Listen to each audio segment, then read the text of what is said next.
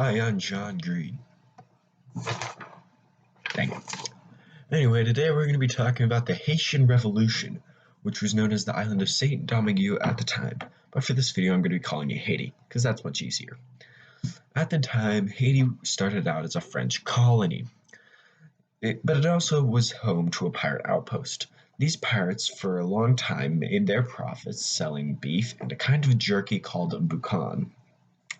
In 1640, they began to run low on beef, so they did the only logical thing: rob Spanish ships.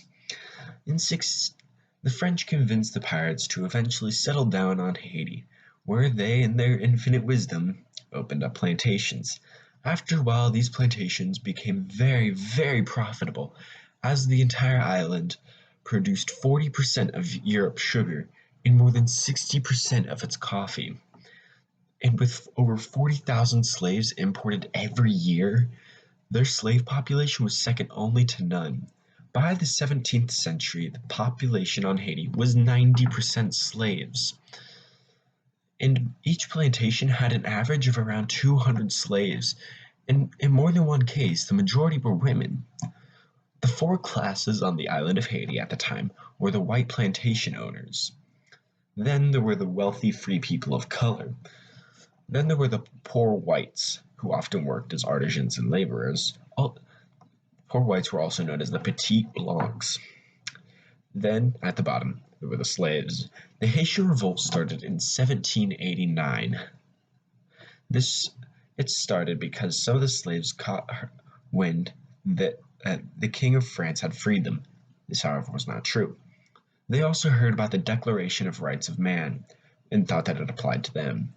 This ties in with the French Revolution, because the French Revolution resulted in the Declaration of Rights of Man.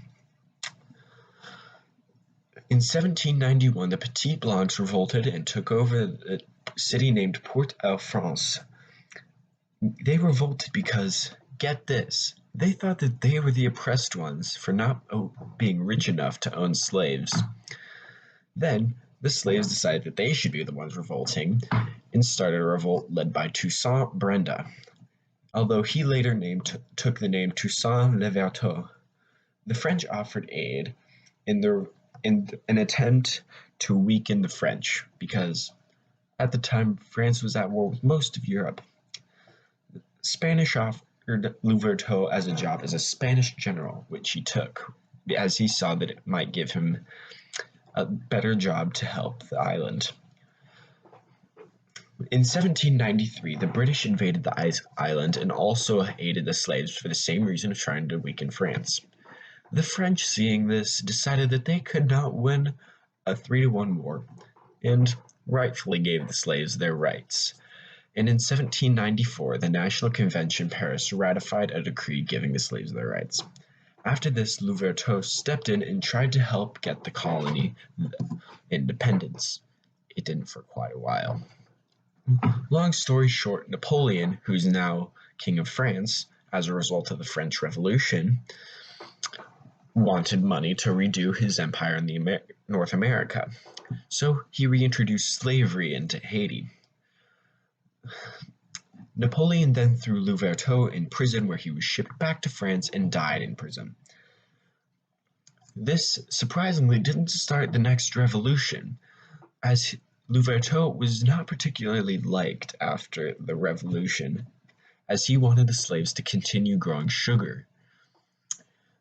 The slaves only started fighting back when Napoleon's brother, who Napoleon placed in charge of Haiti, who was named Charles Victor Emmanuel, tried to take away their guns. This sparked a guerrilla warfare.